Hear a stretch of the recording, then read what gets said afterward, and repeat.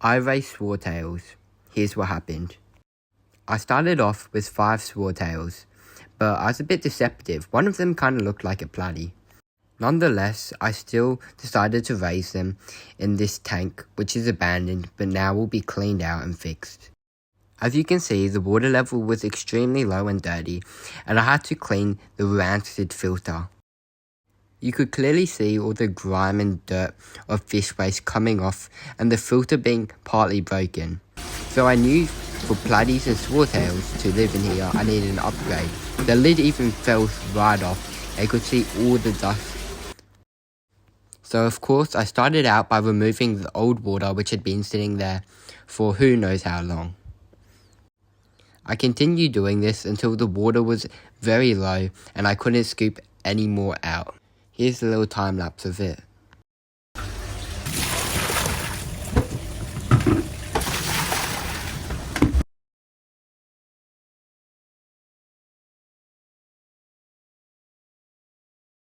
First I decided to clean this cheap Kmart filter so then it can finally suck out water again and clean the tank thoroughly.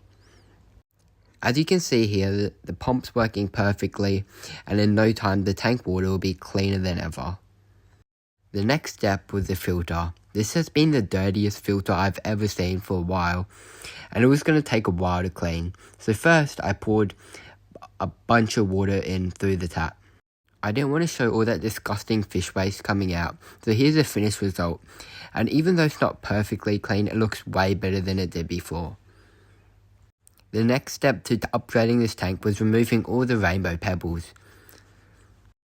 Why, you may ask? Because rainbow pebbles such as blue and pink do not look natural at all, and I've heard it can actually damage and pollute the water environment. So it took me a while, a lot longer than this short clip shows.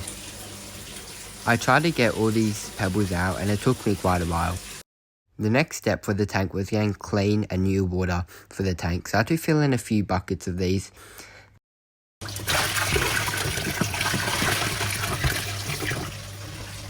Now currently the tank looks very dirty, but in a few hours to a couple of days it will definitely clear up. These fake plants definitely were not cutting it, so I decided to get something better. I went to my main tank and got a bunch of these floating plants and some hornwort to upgrade the tank. I had more than enough of this duckweed and water lettuce, so it was definitely fine. And this will help suck up all the nitrates in the water and help get rid of ammonia. This right here that I'm trying to pull out is a large piece of hornwort, which is excellent for swordtail fry. I'm putting all the plants just into the tank and it might take a day or two to settle in properly. However, it's definitely going to make the tank feel a lot better and safer for the swordtails, and they will be comforted a lot easier and quicker. Here you can see I'm just trying to even it out and make it as good looking as possible. Next I went to this pond I have and I just snatched out this nice piece of wood. It's extremely cold on the day, so yeah, it's kind of freezing. It's an amazing piece of driftwood and will just add to make the tank look better overall, I think. Even though the platies, the swordtails most likely will not harden it.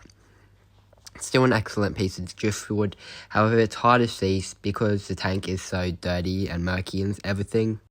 However, in the following days, I assure you the tank will look 10 times better. The next thing I added was three or four golden mystery snails, and I actually added in here, so one, they could clean up the waste, and two, because I actually want them to breed, which is going to be really good, and I actually do sell golden mystery snails. So here you see the filters working, how it's not working to the best of its ability. I added in the swordtails, and I know it's a bit quick to add them in just a day after changing everything. However, it has all the beneficial bacteria and it's already set it up. I could have waited slightly because the tank was a bit dirty. However, everything's fine because I got these swordtails on such short notice. But I really do like how everything turned out. Just about 30 minutes later, you could see all the swordtail are now grouping. Some of the snails are climbing up, and I actually replaced the Kmart filter for a sponge filter because the Kmart filter kept getting clogged, and a sponge filter is overall the superior option in my opinion. Now let's fast forward a few hours. I kept checking on these guys. I just wanted to make sure they were right, and they were darting around the tank constantly, but they looked like they were ready and energetic in time for a feeding in my opinion. Here's just a few moments to see them like darting around the tank, and I really like them, and I knew in a week's time or so they'll settle in perfectly, they'll chase me, they'll follow me, and everything will be good. Now this is just the next day. You can see how much clearer the water quality is, how the swordtails are grouping up near the top, which shows they feel a lot safer. The tank looks amazing by now, and it's just something which you had to trust the process. Now I haven't fed them yet, but I definitely knew I was going to feed them now. The colours were definitely popping out a lot more, and they looked really nice. I was hoping I could get some babies from them in the future, but I have to update you guys. As you can see here, the previous owner must have really hand-fed them because, yeah, they were definitely following my every hand movement, and they would follow me everywhere because they knew I was food now. I have fed them once. As you can see here, I fed them actually a few times. And yeah, they're really nice social fish. I actually have a glass blood vintage in the back. I didn't know he was already in there. He must have been living in there alone for a while in that dirty water, but I'm happy I can upgrade his tank as well. And yeah, that's just the end of the video. Updates may happen in the future, and if you made it up to this point, honestly, I only have 15 subscribers, so please like, subscribe, and boost this video.